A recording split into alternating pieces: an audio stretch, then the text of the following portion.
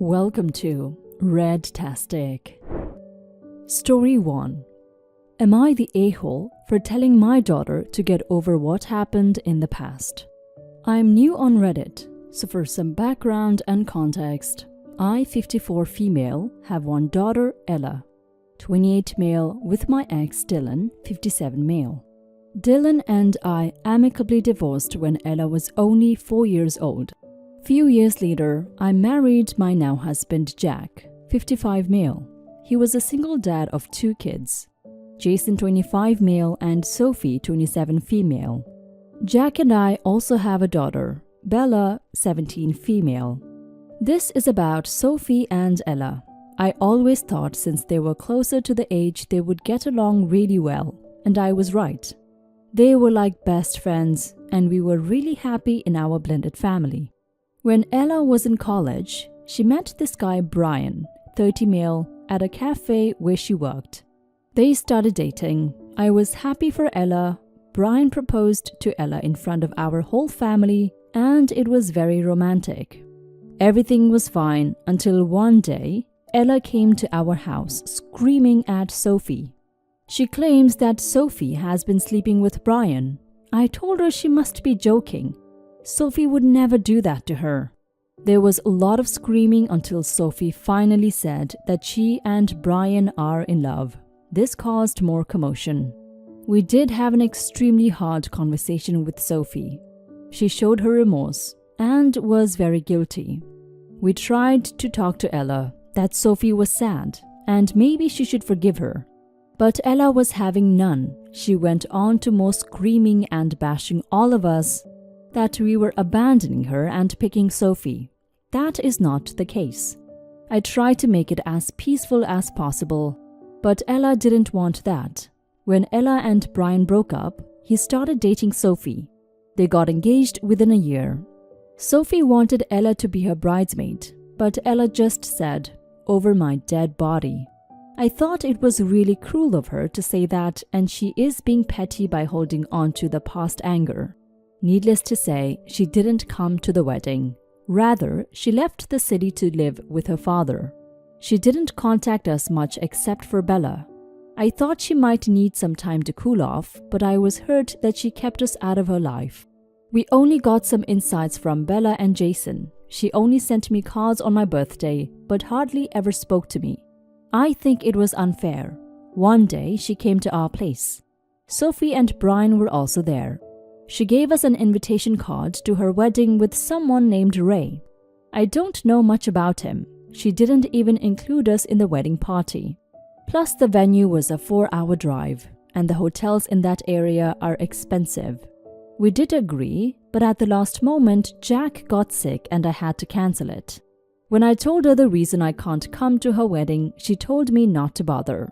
She made the right choice by not including me in her wedding. She knew I was a bad mom. It really bothered me. I always wanted to be by her side. But the place and time she was getting married was not compatible for us. That was 2 years ago. She never contacted us again.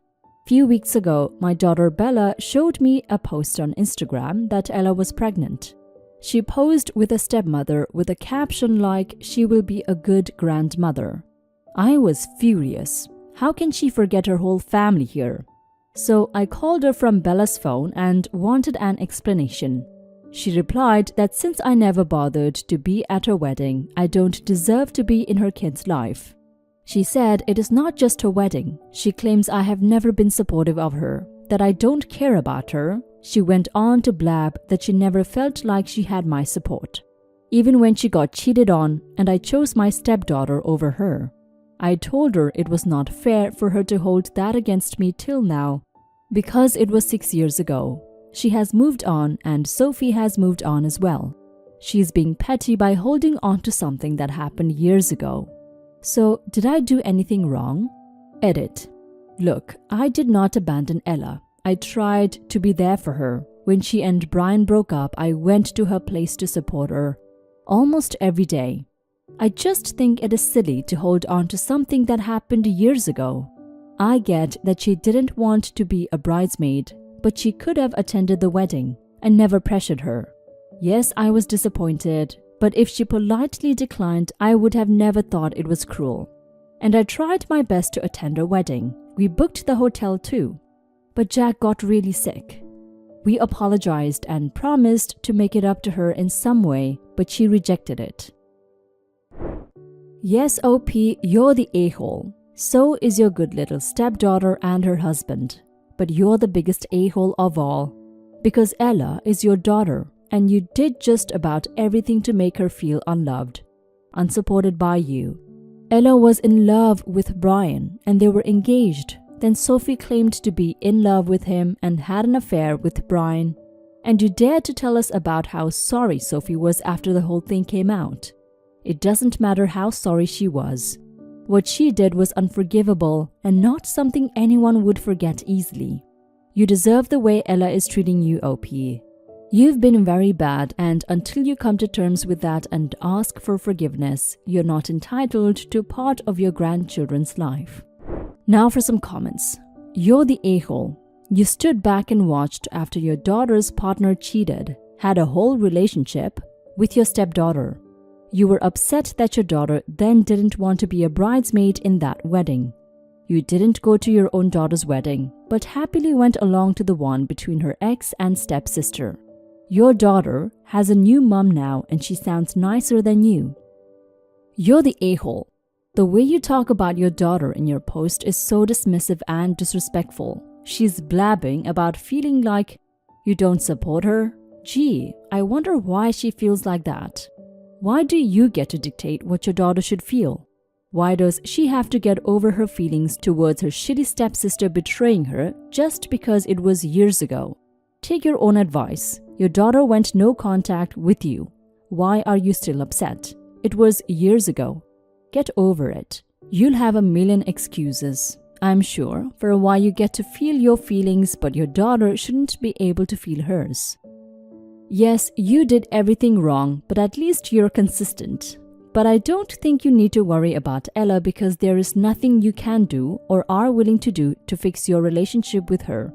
So focus on your lovely stepdaughter and stepson because that's your family now. Just in case you are wondering, I have a scenario for you. If it had been reversed and it was Ella who lied and slept with Sophie's boyfriend, let's call him Brian, but she was very sad. Would you have told Sophie to suck it up and forgive her? And would she have? Not sure that's even valid since someone who sleeps with her sister's boyfriend and lies about it is capable of feeling hurt or betrayal. Story 2. Am I the a-hole for sending my family an angry email because they still speak to my ex-husband and even have him over, especially in light of his present relationship with a girl 20 years younger than him? So the basic background is I'm 42, 2 kids aged 14 and 12, and signed divorce papers in April after almost 2 years of it being dragged out trying to get my fair share from him. The details of why are not important, but I'm angry, embarrassed, lost and sad any given moment of the day. A lot of this has to do with feeling like I've been replaced by a 23-year-old surfing instructor who is everything I'm not. My husband and kids claim that she is just his friend and helping him learn his lifelong desire to surf. But Jesus Christ, give me a break.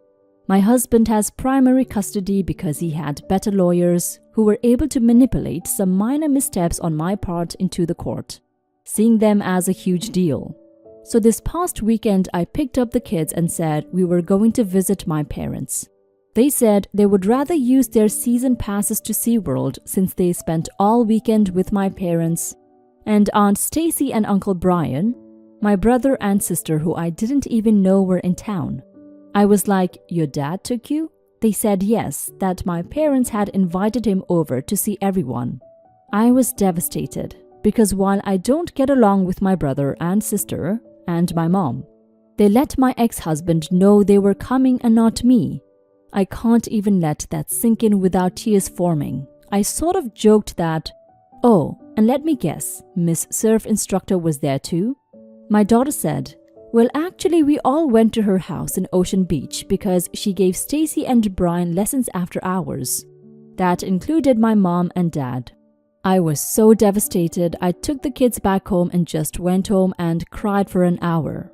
When I was done, I sent a furious email to my entire family, how inappropriate they all had been, and then not only hanging out with my ex for an entire weekend, but his little chippy as well is a massive slap in the face. And the fact they didn't even tell they were in town, let alone invite me, makes me feel so alone. My mom was the only one to respond, and she basically said, "Yes, it was rude we didn't tell you Stacy and Brian were here and we shouldn't have done that. But we didn't divorce Bradley and we still see him as a son. This email, along with your behavior over the last 5 years, should really give you insight into why we might not want you at family events." In so many words, she called me an a-hole for sending the email. Was I? I'm so sorry you feel alone and betrayed by your own family, OP. But honestly, the way you wrote the whole post just makes me feel like there is a lot of important information missing here.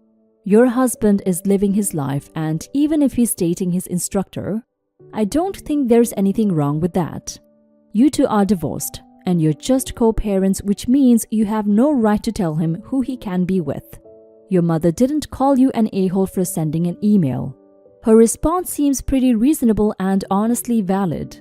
I hope you can reach in and ask yourself why your family doesn't want anything to do with you, and I hope you can make amends before it's too late. Now for some comments. Probably you're the a-hole. I feel like there's some curation of information here. Reading between the lines. Number 1, father has primary custody. Number 2, you don't get along with your family. Number 3, following the news, you punished your kids by doing nothing with them instead of making alternate plans. Number 4, your family highlighted your behavior for over 5 years as being the problem. There may be more to the context of this, but it seems like you might need to take a look at your pattern of behaviors and actions. Time to accept some personal responsibility for your situation. I'm really confused what the 20 years younger detail has anything to do with anything, unless your ex-husband's relationship with her was what led to your divorce. This is the reason why the details of your divorce are essential to us being able to make a determination of whether you're the a-hole or not. Otherwise, it just feels like you're using your prejudice against age gap relationships to deflect the reader's judgment away from the missing details in your post and towards your ex and his new girlfriend, neither of whom are doing anything wrong in relation to you post-divorce. Story 3. Am I the a-hole for not wanting my boyfriend's mother to live with us? Me and my significant other have been together 5 years, and lately heavy hints seems like he's going to propose soon. When we first began dating, he had moved back with his mother to save for graduate school, and I was finishing my undergrad.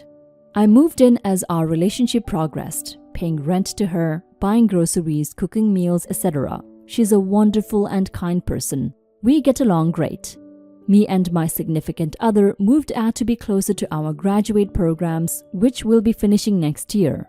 He's made it known that he wants his mother to live with us once she retires, which is around the same time as our graduation. Essentially, his plan is to immediately rent a house once he finishes school and for her to move in. Despite me and his mother being close, I don't want this.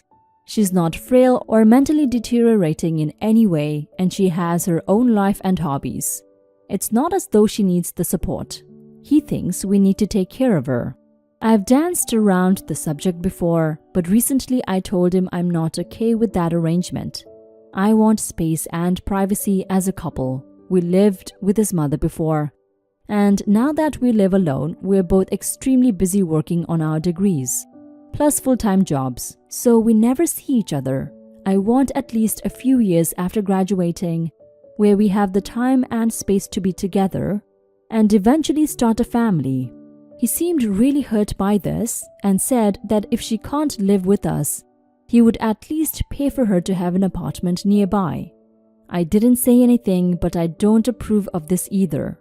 I believe our focus should be on paying off student loans and saving. An extra monthly rent is a huge burden, and if we get married, our bills would be a joint issue. I think years down the road when we are financially comfortable and as she ages, her living with us is perfectly fine. I care about her a lot, and I would never let her or any of our family struggle if they needed help. Am I the a-hole for saying I don't want her to live with us? Would I be the a-hole for telling him I don't want us paying her rent either? Now for some comments.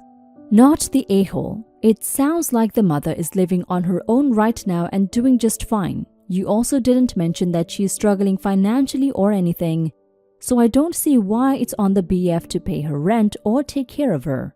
You should let him know that you'll be happy to take care of her as she gets older, but you need him to prioritize you and your relationship right now.